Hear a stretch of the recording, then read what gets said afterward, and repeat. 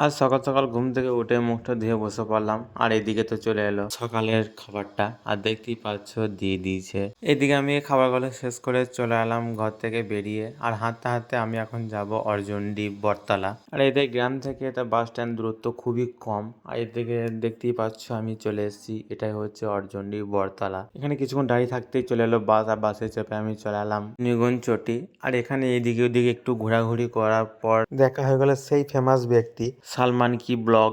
আর এই এখন কাঁপাচ্ছে কি বলবো কেরালাকে।